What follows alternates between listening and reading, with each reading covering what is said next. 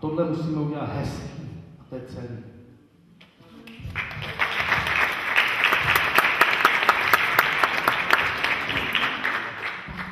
A úplně koncem Dušan Bodnárek, to už je technický.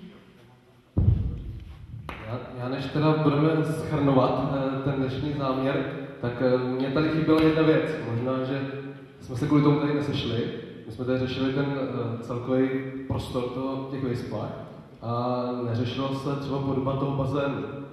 Jo, jestli mít 4 dráhy, výplavový bazének ven, a nemít tobogán, a nemít výřivky, anebo mít tu variantu, která jsem tady zahlídnul třeba v těch textech, aby to pak třeba nedopadlo tak, že se postaví bazén třeba jako v Nový Pace a stejně radši pojedu teda do bazénu do Jičína.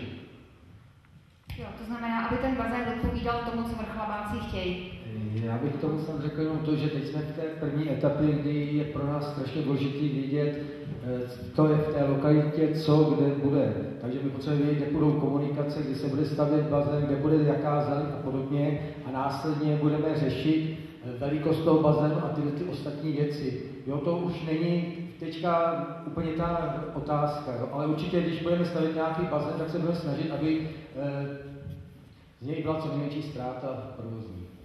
Já jenom doplním Fredu, on to řekl jsem naprosto přesně.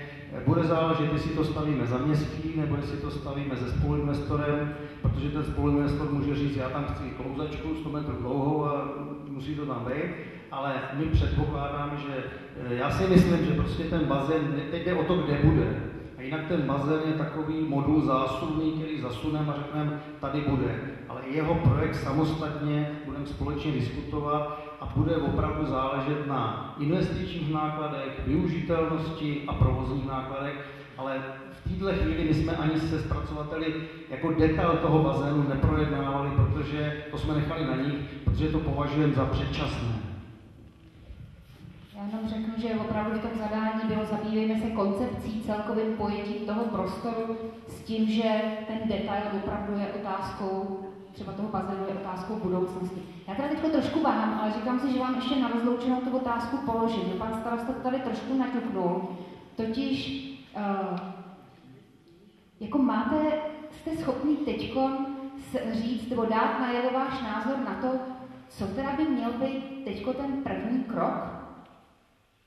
A padly tady 2 možnosti. Jo? První krok, vyčistit kačák, starat se o tu plochu, prostě udělat tam některé ty investičně méně náročné věci a řekněme střádat na bazén nebo počkat, až třeba bude výhodnější nějaká situace nebo spoluinvestor nebo něco takového a s tím bazénem plaveckým ještě počkat. To je jedna varianta. A druhá varianta je i s tím rizikem, že na lecos ve Vrchlabí nebudou peníze a pan starosta byl konkrétně, zmiňoval to tady a vy tady situaci znáte na rozdíl ode mě, tak prostě do toho plavečáku jít a postavit ho tam teď. S tím, že si někde nenutně utáhnete opasky, protože prostě to město na to nebude mít a ty ostatní věci dobudoval posléze. To je druhá varianta. A já se teď zeptám, komu z vás by se líbil ten opatrnější přístup? To znamená pomalejc, vyčistit to, pečovat o to území a ten plavečák odložit o pár let. Kdo z vás má spíš takovejhle názor? Podívejte se, ať vidíte, jo? Pane starosto, podívejte se, ať vidíte. Aha, dobrý, děkuju. Kdo z vás by šel spíš do toho plavečáku? Prostě fakt se na to těšíte a rádi byste ho tady měli. I s tím, že ho jinde se ubere. Aha, dobře, děkuju. Prosím vás, opravdu to není hlasování, jo. Je to jenom opravdu úplně hrubý průzkum toho, jak zrovna vy tady přítomní to asi cítíte, jo. My jsme se o tom s panem starostou krátce bavili, že tohle je jedna z věcí, která by ho prostě zajímala, nebo která by vedení města zajímala, jak to vy přítomní tady asi vnímáte, ale opravdu je to taková jenom velmi povšechný průzkum. Pan Vávra a už končí. Jenom důležitý si uvědomit, jestli ten odklad je o 3 roky, 4 roky, nebo jestli to odkládáme o 20 let, 30 let. Takže to je to, co je v tom důležité, aby jsme věděli, jak vlastně dlouho myslím, protože je to věc této generace, nebo až třeba té příští. Tak, děkuju moc. Záznam z toho dneška bude zase na YouTube a děkuji vám všem, že jste teda dovolili, abyste byli zaznamenáváni.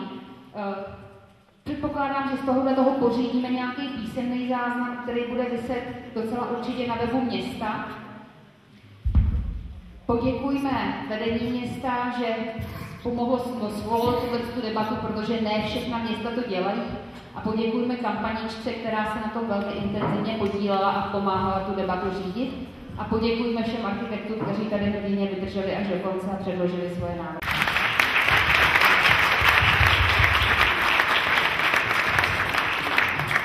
Ještě děkujeme paní Blažení Hoškové, že tak citlivě a výborně zvládla takovou náročnou debatu. Prosím ještě potlesk.